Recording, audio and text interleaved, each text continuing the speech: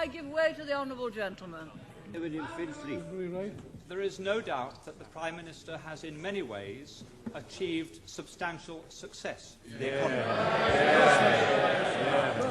There is one statistic that I understand is not, however, challengeable, and that is that over her 11 years, the gap between the richest 10% and the poorest 10% in this country has widened substantially. That's right.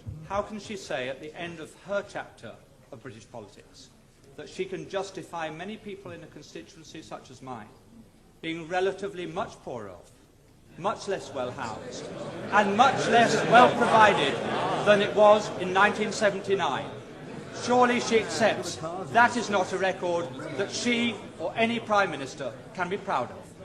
Mr. Speaker, all levels of income are better off than they were in 1979.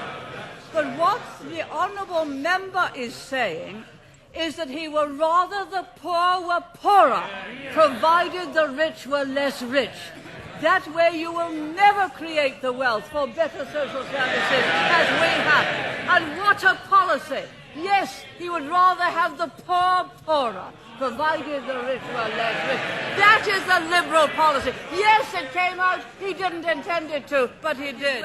I give way to the honourable gentleman. I'm extremely grateful. The Prime Minister is aware that I detest every single one of her domestic policies and have never hid that.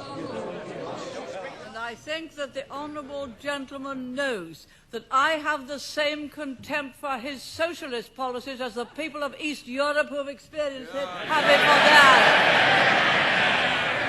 I think I must have hit the right nail on the head when I pointed out that the logic of those policies are they'd rather have the poor poorer. Once they start to talk about the gap, they'd rather the gap was that. Down here. That. Not that. But that.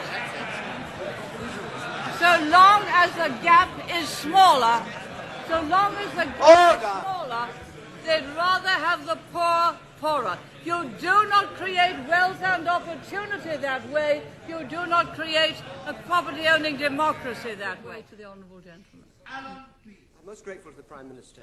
Will she tell us whether she intends to continue her own personal fight against a single currency and an independent central bank when she leaves office? No, she's going to be the governor.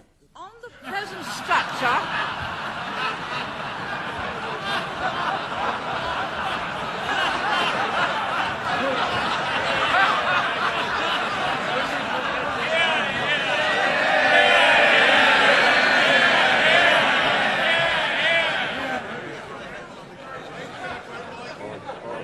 Order.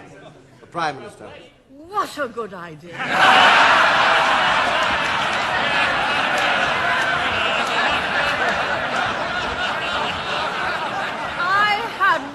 Of it. But if I were, there'd be no European Central Bank accountable to no one, least of all to national parliaments. Because the point of that kind of European Central Bank is no democracy, taking powers away from every single parliament and being able to have a single currency and a monetary policy and an interest rate which takes all political power away from us. As my right honourable friend said in his first speech, after the proposal of a single currency is about the politics of Europe. It is about a federal Europe by the back door. So I'll consider the honourable gentleman's proposal. Now, where were we? I'm enjoying this.